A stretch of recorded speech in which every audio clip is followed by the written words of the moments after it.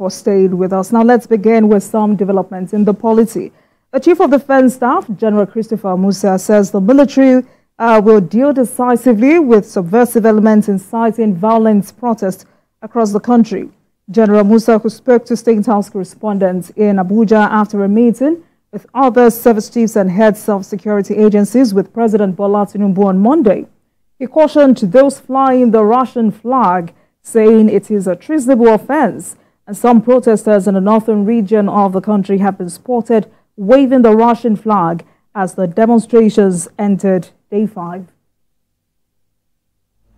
The president has also said we should convey this, that we will not accept anybody, any individual flying any foreign flag in Nigeria. That is treasonable offense, and it will be viewed and treated as such. So nobody should allow himself to be used by any individual. Also the issue of coups. Nigeria is a sovereign nation. Nigeria is a democratic nation.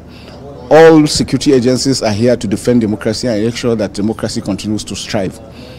We will not accept anyone pushing or taking any action, seemingly or for whatever reason, to want to push for any change of government. Democracy is what we stand for. Democracy is what we continue to defend.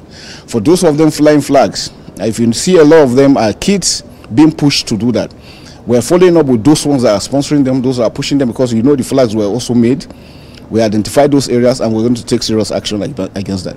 The president is clear on his instructions for us not to accept anyone that wants to disrupt the peace and tranquility of Nigeria.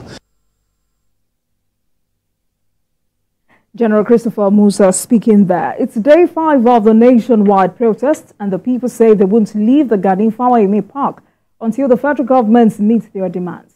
TVC News senior reporter Theophilus Elama reports. The 5th day of the protest witnessed a gathering of young people demonstrating against what they term unmet demands. So far, the protest at this venue has been peaceful, and it seems to be having a life of its own, as some have been consistent. We are only asking that governance reflects what we want. We are not asking for bullets. I think it was Wole Soyinka that said bullets for bread. This is exactly what we are saying. The struggle is a marathon, it is not a sprint. Even beyond the 10 days, we must continue to look for means, continue to engage and protect the policies of government. In the course of the activity, a world press conference is held where people say they are not satisfied with the state of the nation, hence their resolve to continue. The protesters, while agreeing that dialogue is the way forward, they ask the government to look into their demands. We are having several programs. We are going to have a symposium where we are going to bring credible Nigerians who have been the voice of the people to speak concerning the issues, right? To debate the issues which we have raised and to make sure that governments do what we need. With day 5 of the protest done and dusted, the protesters say they will continue this exercise until the government accedes to their demand. Theophilus Ilama, TVC News, Lagos. The Kano State government has prosecuted more than 600 suspected looters and violent protesters apprehended during the nationwide protests carried out in the state. The government, through the Director General of Media and Publicity to the Governor, Sanusi Bature, disclosed this during a joint press conference held at the Government House. The DG also noted that the government will soon announce the inauguration of the Judicial Commission of Inquiry to investigate the killings and destruction of public and private property. On his part, the State Attorney General and Commissioner for Justice, Haruna Dederi, said some suspects have pleaded guilty while others have not.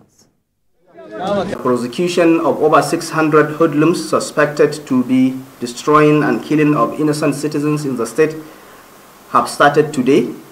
Many of them have been tried and they are going to prison today before determination of their cases. And this is proactively coordinated by the Ministry of Justice, Kano State, under the able leadership of the State Attorney General and Commissioner for Justice. For the number, I'm sure there are over 600 that have been apprehended. Now, the charges include theft, unlawful assembly, criminal conspiracy, mischief by fire. Some of these charges are of this nature. And there are others also, which may not be as heavy as the ones I have mentioned. I don't think there is any one of them that has less than 5 charges against him. Let's take a short break.